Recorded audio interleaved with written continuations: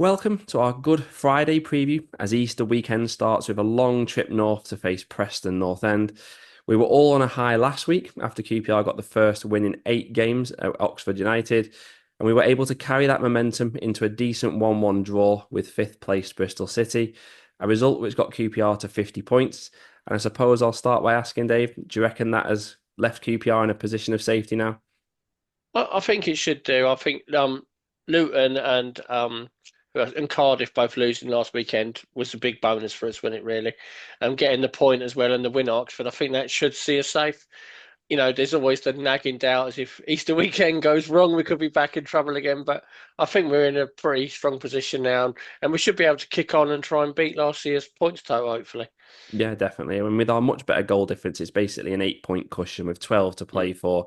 And as we highlighted last week, so many of the teams at the bottom are all playing each other, and most of them are still out of form anyway. Not many have won many games in the last 6 or 10 games. So I had a look, and I think we're about 500 to 1 to go down now. So surely even QPR can't blow it from here. As for the Bristol City match, was it a better performance than you expected? Yeah, certainly. I thought first half definitely we were really good going forward. We looked a lot more relaxed. I thought the front four were all really good. I thought between Madson's definitely his best game he's had for us. I thought Dembele was really good. I thought Saito was good on the left. It just worked. They were just combining really well together, and it was exciting to watch. We faded a little bit towards the end of the first half after they equalised, and struggled a little bit second half, but I mean overall I thought a draw was a fair result between the two sides. And talking to some Bristol City fans afterwards, they were saying the same thing. They were quite happy with a point, but it was an encouraging performance, really. Yeah, definitely it was. I mean, even Marty himself said it was the best 30 minutes of the season for us, how we opened the game. Good to see us start a game positively again because it's been something we've talked about most weeks of why do we do it some and not others, but we've done it 2 games in a row now. As always with QPR, the issue was that we didn't score a second goal when we were on top. Opposition typically then scored with their first and only shot on target. I think of the Harrison Aspie one, he should have shot that with his left foot, shouldn't he? That was when it was 0-0. If he'd gone back across goal there, maybe it would have been 1-0 up before we even got our second goal. Saito had 2 or 3 blocked, didn't he, when they may have headed in. Second half, I agree. I felt we were just forcing it a bit, a few rash final balls, but Bristol City gained a lot of control in the game without creating anything at all. Paul Nardi didn't literally save anything in the whole game. Do you think Paul Smith, though, has forgiven Ryan Coley for not laying it off to him yet? Yeah, I mean, he really should have, shouldn't he? Although, I'll confess, when he went through, I did shout shoot. I thought, here we go, he's going to smash in the top corner, and he nearly took the roof off, didn't he? It was awful. But yeah, I mean, he really should have put Smith through. It was the obvious pass, but you know, Smith's finishing isn't the best either. So who knows? If he'd have passed to him, maybe he'd have shot in the top of the loft as well. Yeah, I don't think it was a given Paul Smith would have scored. I've seen a lot of fans saying, oh, he should have passed, but it wouldn't have been a tap in. He would have had a defender No. probably sliding in front of him and a goalkeeper to beat. But yeah, he definitely should have at least given him the chance with a pass. Overall, like you say, QPR just couldn't maintain that initial tempo and intensity in our play, but it was understandable given we'd only had 2 days off after Oxford. But it was good to see us competitive against a good team when we were depleted ourselves. And as for Bristol City, to me, they looked a bit scared to drop the point they had. I mean, I think if they were seventh rather than fifth, they may have well gone for it a bit more in the second half and they would have been a bit more keen to attack. What did you make of them and their playoff chances? Because it looks like they're going to make it. They've got a 4 point cushion now. Yeah, I agree with you. I think if they were chasing sixth place, I think they'd have gone for it second half. They did look quite happy with the point, and results seem to go for them. I thought all season they look a decent side. They've got goals in them. I really like their midfield. I do think Rob Dickie had the best of games against us, but we know he can be a good player when he's on top form. They'll have a chance if they make it in there. You'd think. I mean, the way it looks a minute, Sheffield United are probably going to be third, and they'll be the best side in the playoffs. But I think Bristol City could beat them over 2 games or in a one-off in a final. So they've got a hell of a chance of going up this year. Yeah, especially because obviously they get a match at Ashton Gate, won't they? Which will be hard for Yeah. anyone to go there. I could think it could come down to who they play in the semi-final, but if they can get the right balance of attack and defence and not be scared to lose like they probably were in the second half at Loftus Road, then they've got a chance as good as anyone. As for QPR, like we said, probably 99% safe. 4 games left, but who's your money on now to go down with how things stand? It still could be anyone. I mean, I thought Plymouth were dead and buried, but then they pulled a win out of nowhere and they're back in it. It's really hard to pick. I think I keep saying I've said all season Luton will pull out of it. But that defeat at the weekend has got to be worrying for them because that looked a certain home win for them against Blackburn. Blackburn are in terrible form, and to lose that one's a bad result. So, God, it's hard to pick. I mean, none of the teams down there are great, are they? But I think the three as they are at the minute could go. I think the ones above them are capable of getting another result and just steering clear of them. So I think it might be as it is. Yeah, that Luton result against Blackburn was a shocker, especially because Blackburn had 10 men for much of the second half as well. So for them Yeah. to not win that, that was alarm bells. Cardiff as well couldn't beat depleted QPR the week before. They couldn't beat Stoke at home. So it does look like, I agree, like the bottom three as it stands is going to be possibly how it ends. And the big match is probably on Friday because Luton play Derby. If they lose that and with their goal difference being much worse, Yeah. they're probably a goner because they play West Brom and Coventry, who are facing the going for the playoffs as well. So yeah, certainly exciting down there, and I think we can probably say QPR are out of it as we head to Preston. And I probably say this every time we play Preston, but they always felt to me like a team we didn't beat. And for a decade, we nearly didn't, from 2011 to 2019. But actually, QPR have got a decent record against them in recent years. We did the double over them last season, beat them at home just before Christmas. So we've won 5 of the last 7 and 7 of the last 11, which is probably the best head-to-head I've spoke about all season by QPR standards. Also won 4 of our last trips to Deepdale. Obviously, our last trip there was in Arctic conditions last December. Well, not last December, the December before for a 2-0 win. As for Preston, they're a point and a place below QPR going into this one. They've only won 1 of the last 11 league games, but surely they're okay too, aren't they? Yeah, I think so. I mean, they had a terrible start, didn't they? And they changed managers quite early. So I think they've done pretty well to move clear of it. They've never looked in that much danger, I don't think, since they changed manager and pulled away a little bit. I think they'll be fine. They're one of several teams that you think they'll pull a result out before the end of the season to make absolutely sure. Um, yeah, I think they're a decent, especially at home. I think they'll be absolutely fine. Yeah, Yeah, definitely. They will pick up points, mainly because whenever I check the results, it just feels like they draw every week and they yeah. have a league high 19 draws. At home, that they pretty much do draw every game. They've only lost 2 home games all season and only conceded 18 in 21 games at home.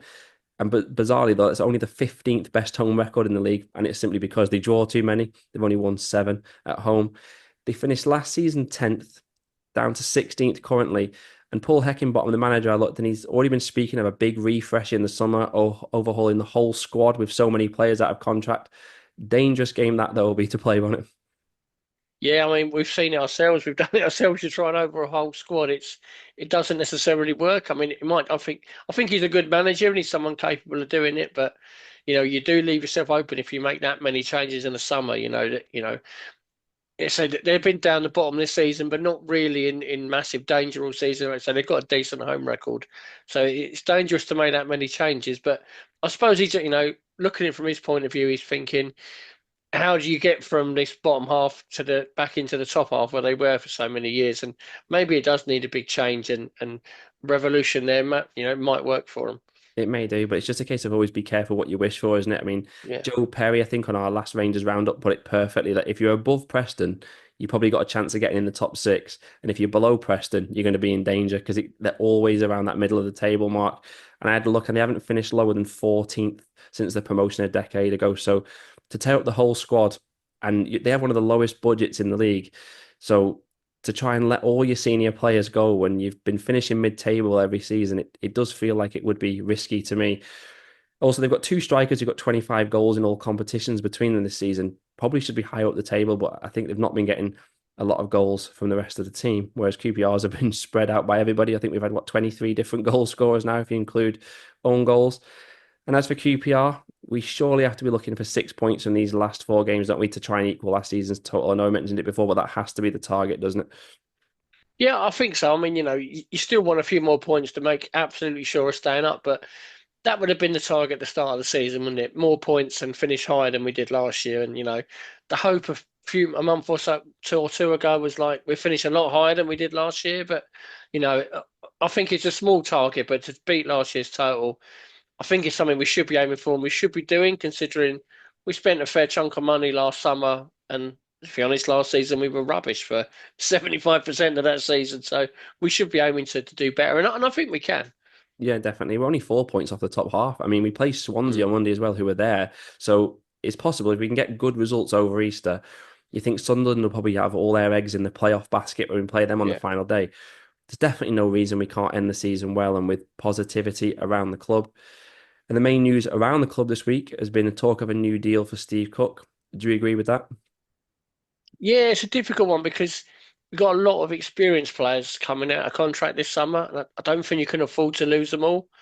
And I always think of someone like Cook, how much his wages I think are probably quite big, so that's the issue.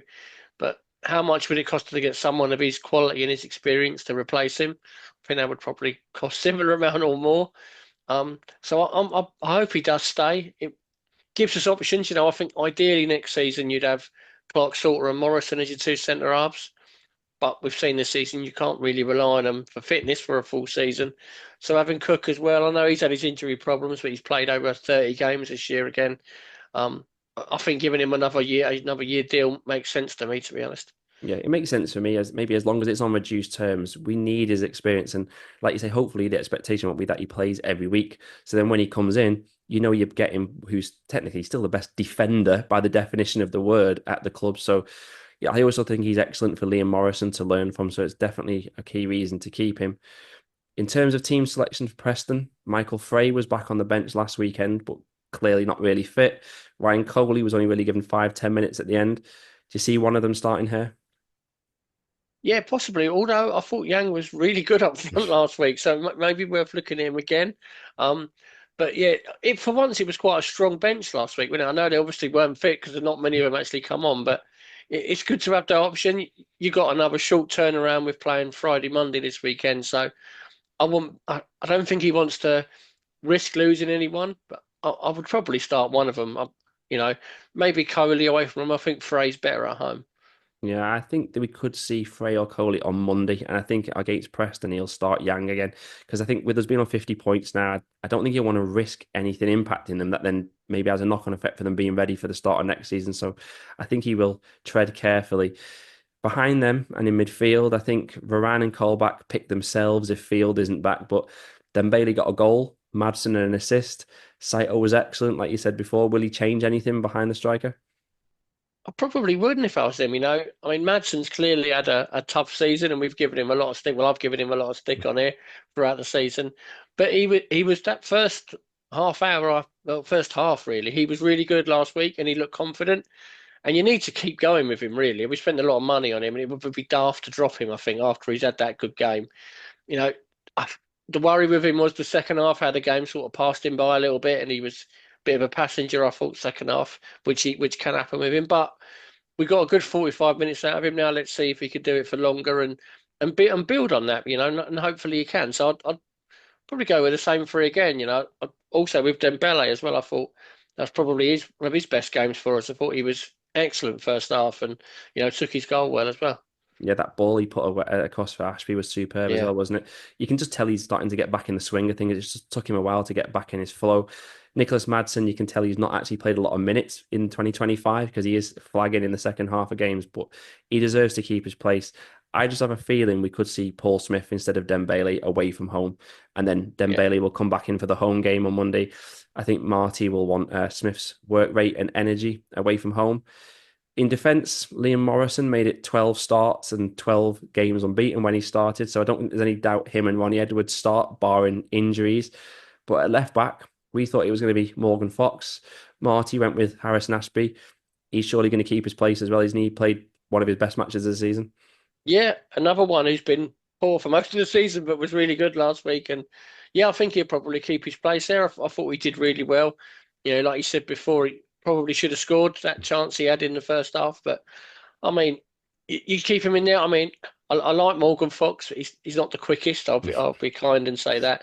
So you probably want someone who's a little bit quicker at fullback, and Ashby can provide that. So yeah, I mean, I don't. Last week I thought was quite a positive performance, so I don't think there's going to be many changes. To be honest. Yeah, Ashby, I actually think he's better when he plays at left back because his other best performance this season was probably away at Burnley when he was at left back. And Yeah. I think it's because he has to like knuckle down and actually concentrate. Whereas when he's at right back, he gets all casual and overconfident in himself. So, yeah, I think he deserves to keep his place for this one, though. And based on all that, do you think it will be a good Friday for QPR? It's got like I said, we've got a good record up there.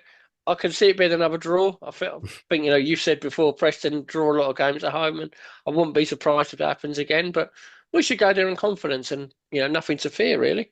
Yeah, I just hope we can start the game like we did the last two and we get our foothold in it.